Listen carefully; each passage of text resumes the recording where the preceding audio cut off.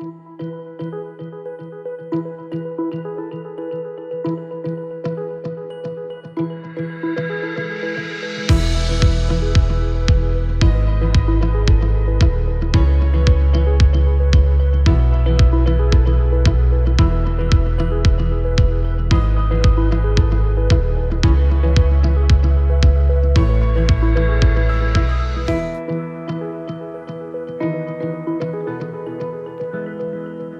guys, welcome to Healthy Life Designing. I'm your host, Dee. Today we are talking about unhealthy relationships. While there are many types of unhealthy relationships, we are specifically speaking of the relationships that can leave more than just scars. Domestic violence happens everywhere. In fact, statistics that come from the Ohio Domestic Violence Network say that every 9 seconds a woman is abused in the USA. 1 in 3 women will be abused in their families. And for men, 1 in 4 men have been victims of physical violence. These statistics come from the Ohio Domestic Violence Network. And today, I want you to learn more about how to protect yourself from developing unhealthy relationships. Our guest today lost her one and only daughter, Stephanie J. Seifert, to an act of domestic violence. Stephanie lived through years of jealousy and the controlling personality of her ex-husband, who eventually took her life in October of 2012 in Lancaster, Ohio. And not only did Stephanie Seifert lose her life that day, but her friend, Officer Randy Bartos, lost his life as well. While Stephanie is no longer with us, her story is shared through her mother, Judy Seifert. Judy Seifert is the president, director, and founder of Steffi's House, a command center to get the tools, contacts, and information to empower victims to become survivors. When we come back, Judy Seifert will be joining us and talking about her story. Hi, I'm Amanda Wattenberg, Regional Director at Ohio Guidestone. Do you or does someone you know have a substance abuse disorder? Have you been thinking about getting help but don't know where to start? It takes a lot of courage to ask for help, but it's the most important step you can take. If you think you know everything that's available in Fairfield County, think again. Like other chronic diseases, addiction can be managed successfully. Treatment enables people to counteract addiction's powerful, disruptive effects on the brain's behavior and regain control of their lives. Even if it takes multiple attempts, treatment does work and people do recover from addiction every day. So keep trying because your life matters. You matter, and we're here to help. Call 211 and ask for the treatment resources available right here in Fairfield County. This message is brought to you by the Fairfield County Adam H. Board. So Judy, thank you for being here today. I wanted to kind of start off with some of the unhealthy behaviors that you might have noticed or picked up earlier on with your daughter's ex-husband. He was aggressive with other men. He was into a fight over the drop of a hat. He was that way from the time he was 15. He was funny. He made everybody laugh. Everybody liked him. His employees loved him. He came into our family at 15. And not knowing anything about domestic violence, I did not see anything out of the ordinary with him other than he seemed jealous of Stephanie. And what was her personality like? Stephanie was friendly. She spoke to everyone. She was outgoing. She was on the honor roll through school. She would be teacher's helper. She was cheerleader. She had a group of friends. They hung out, and just a regular teenager. So you didn't notice, all of the time, that he would spend at your home years ago, how they interacted. There wasn't any big red flags that you guys saw, when they're out and about among other people. Not as a teenager. As a teenager, she, one thing we did notice, once she started getting serious with him, spending a lot of time with him, she stopped spending time with her friends. Right. She only wanted to do things with him. she would stay home waiting on phone calls and waiting on him. And since she's passed, her friends would tell me from school that he forbade her to be with her friends. Right. And she's in my home, and we are not aware of all of that. Well, and those are some of the unhealthy behaviors of, when you start to isolate yourself, when you are no longer making plans with your friends, and, feeling guilty that you can't go and do these things because you've been maybe manipulated or brainwashed into thinking things about these people maybe placed in your mind that they're not really true, but it's that person that's manipulating you in the moment that you don't realize it when you're in it, and then you live it, and then it just becomes a habit. Her friends from high school have told me that she told them when they would notice her, kind of a distance with them, that she was instructed not to talk to this boy, not to do this, and she followed that. Right. Well, and when you're young too, you love somebody, you get caught up in it, and you don't realize. I have a few friends that have been in these situations, and I've experienced a little bit of it myself in a relationship growing up. And I remember, I'm feeling familiar feelings with this conversation too of, I remember not wanting to go and hang out with certain friends and being by the phone, like you mentioned. I actually was that person at one point, and happy to say, I got over that relationship and moved forward. But what was it that motivated you to start Steffi's House? When Stephanie was killed, she was our only child. I've been told it doesn't matter if you have 1 or 6, the feeling's the same. I kind of felt like because she was our only child, his wife was so hard on us and still is. But I'm told that people that have 6 children and lose one, and the mother and father the other 5 kind of suffer because mom and dad are going through this great time of grieving and sadness. But with us, at our funeral, our pastor, Pastor Dwayne Pyatt, he told us, challenged us as a family to give purpose in tragedy. And a friend of mine came to me maybe 6 months, 8 months after Stephanie died and said, "Have you ever considered opening a shelter?" Mm-hmm. And I thought, well, that would be good. Wouldn't want to have another mother feel like I feel, right, and a family to have this happen to them, if we can do that. And that would be a great way to honor Stephanie and her legacy. And so the more I checked into a shelter, I realized I'm not someone who could do a shelter. So we have a crisis center where we get our clients to the contacts, the information, and whatever is going on in their life, we help to connect them to that agency. Right now we get calls for domestic violence, homelessness, mental health issues, and we got one for child abuse. Had 2 young men in my office yesterday, the dad trying to get custody of his children. So it's not just women that get abused. Right. Sometimes the women abuse the men. The men. And men are, because they're men, I think it's harder on them to come forward because they're embarrassed that they've let this happen to them and they're a man. Right.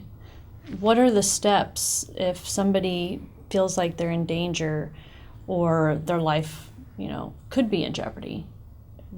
What happens? Say that I am, experiencing something or unhealthy things that I'm starting to really second guess myself. If I call in, what are the steps that would happen afterward? When you call Steffi's House, we have the booklet from the Ohio Domestic Violence Network with all of the shelters.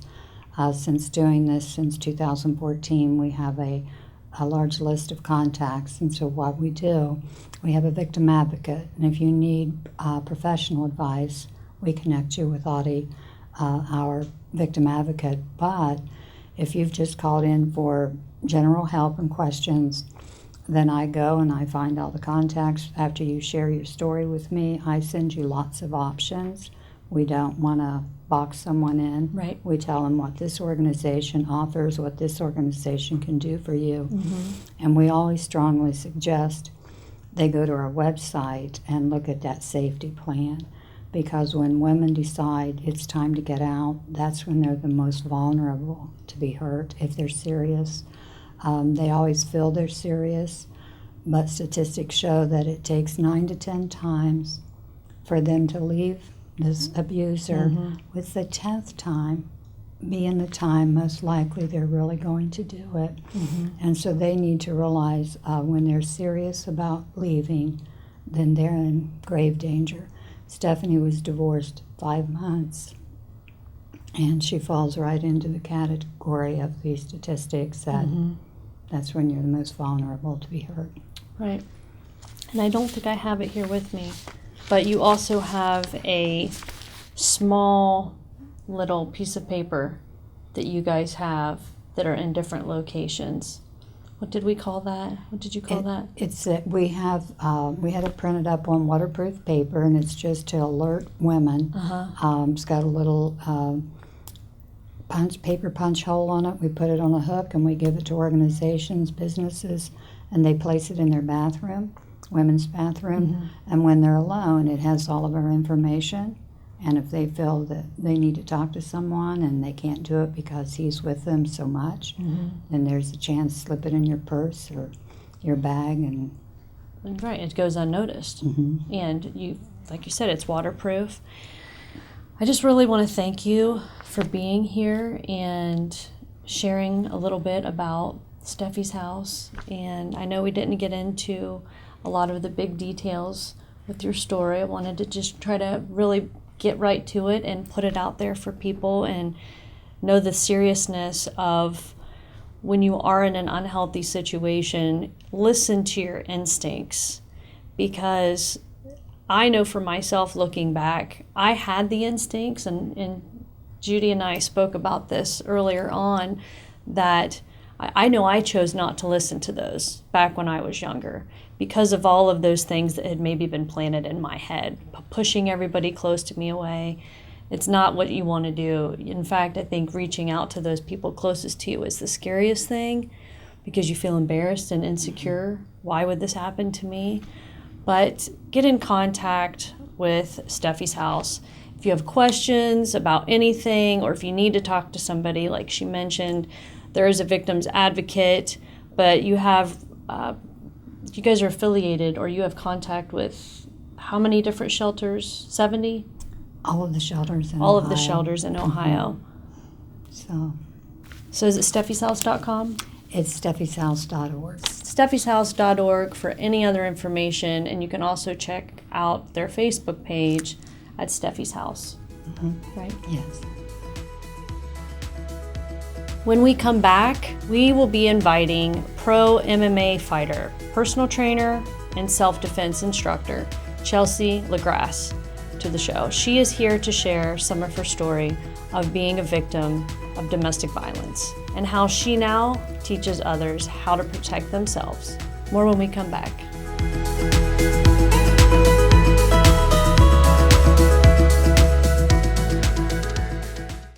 At Dagger Law, we have more than 110 years of combined expertise in nearly every part of law.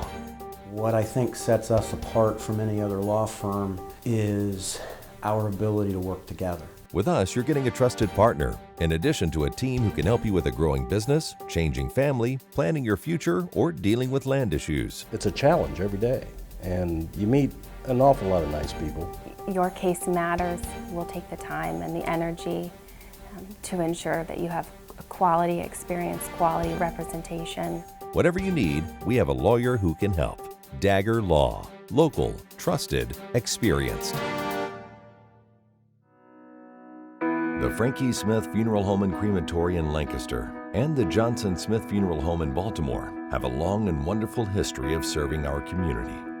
Feel free to give us a call at 740-653-0652. Stop in and see us at either of our 2 locations, 405 North Columbus Street in Lancaster and 207 South Main Street in Baltimore. Respect for tradition, regard for change. Welcome, Chelsea, to the show. Thanks for being here today. Thanks for having me. What motivated you to start the MMA, self-defense, kind of your whole story?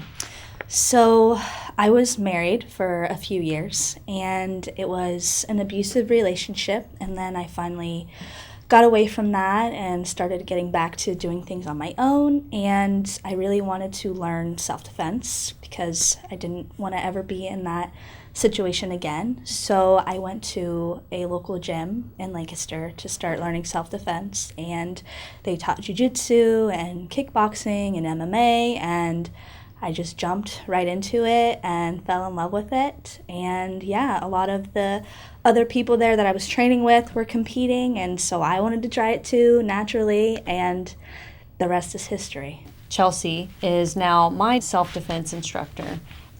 She also is my personal trainer, but I have learned so many different things in working with you. So for instance, now I know, if somebody comes up and they grab me by my wrist and they start pulling at me, or if they come up behind me, and put their arm around my neck, or even when they push me to the ground and get on top of me.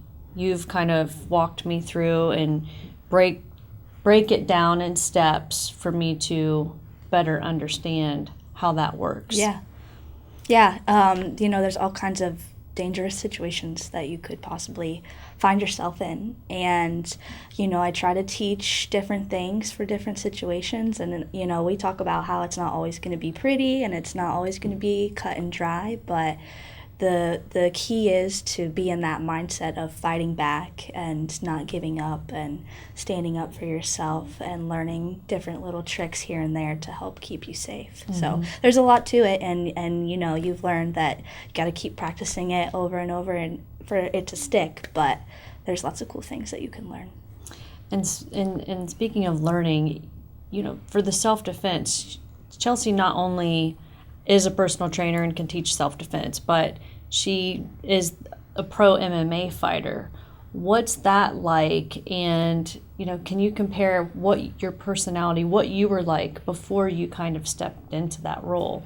Yeah, I was definitely more of an introverted, quiet person. Really? Yeah, I don't know if introverted is the right word. Okay. I mean, when I'm around the right people, I'm very outgoing. Okay. But around people that I don't know and being in front of large crowds, that was not something that I wanted to do. Right. But it's definitely changed a lot of that for me, because now I'm in the spotlight and I'm fighting in front of thousands of people and doing interviews, and so it's definitely helped me come out of my shell a little bit more and be more confident. And the MMA itself, the sport, has definitely made me more confident in myself and who I am, and just being safe when I'm out in public and things like that. And that right there is just very inspiring. I mean, if other people can see, there is light at the other end of the tunnel, and putting yourself out there to explore something different for yourself is one thing, but to gain all of the courage and the confidence that you get after being in a domestic relationship, I think that's amazing, and yeah, it's huge. A lot of women don't come out the other end of it the way that I did, so I'm definitely fortunate. And you've been able to travel. You've gone all the way to Japan. Yeah, Japan and Vancouver. Those are the two farthest places that I've got to go, but that was pretty awesome. It was a very cool experience, being in a different culture and having to have a translator for everything, and just the fans over there are very into MMA, so they were always coming up and trying to talk to you and interact with you, so it was very cool. What would you tell your younger self, that person that had been experiencing abuse in your marriage? What would you tell her now? I think that going through that experience was something that had to happen in my life for me to be the person that I am today. Mm-hmm. But I wish that I would have maybe stopped it sooner than what I did, because we were together for 4 years total. So I feel like it could have been done sooner. And so as my younger self, I would probably tell myself to be more assertive for yourself. Don't be so passive. Stand up for yourself, because you are worth it and you deserve it. And yeah, you're capable of anything that you put your mind to. And if you're not lucky enough, like me, to be able to hunt Chelsea down to work with her, you do offer training online. I do, yeah. Yeah, so I have training at my studio in Carroll, and I do the one-on-one training, personal training in self-defense and boxing and nutrition coaching. But if you're not local, then yes, I do all that stuff with people online as well. And the great thing about the online is it's, you may not have the actual person right there to physically show you, but Chelsea she does a great job in breaking the steps down. And even just, I think, watching a few, just to sponge a little bit in your mind, because if you are put in that situation and you don't have any experience, maybe something will have stuck back there, and anything little can help when you are put in a situation. Definitely. Any little bit helps. So, and the online training, it might not be, you don't get that in-person, face-to-face connection, but there's a lot of accountability and talking throughout the week to make sure that things are on the right track and making sure that form is correct. And it's just nice that you have flexibility in your schedule to do the workouts whenever that you want to. Right. And that's exactly how I feel this has turned into a workout for me now, because I initially was interested in learning the self-defense, but then after working with you, I just fell in love with all of it. And even though I'm a trainer, we all need something to boost us, and we all can lack confidence. It doesn't matter what your occupation is. And it has gave me so much confidence and courage to really step out and try something different. And I know I'm hard on myself if I don't get something right away, because there's lots of this and lots of feet movement, and you have your core. There's a lot to remember. Yeah. But it can help with imbalances. What are the physical benefits?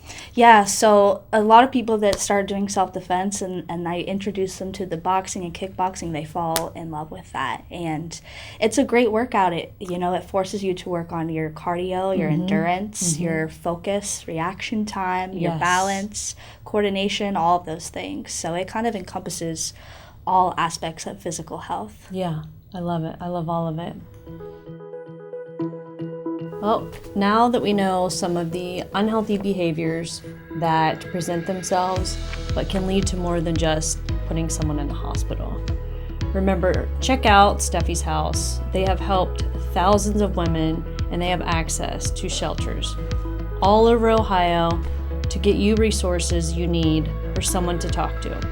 Sometimes all we need is validation, but listening to your body and recognizing the unhealthy behaviors. Protect yourself. Find someone who teaches self-defense, like Chelsea Lagrasse. This, for me, led into a whole new fitness. I'm more empowered. I have more confidence. I now have tools to defend myself. Again, thanks so much for watching. Thank you, Chelsea, for being here. Thank you. And we will see you soon.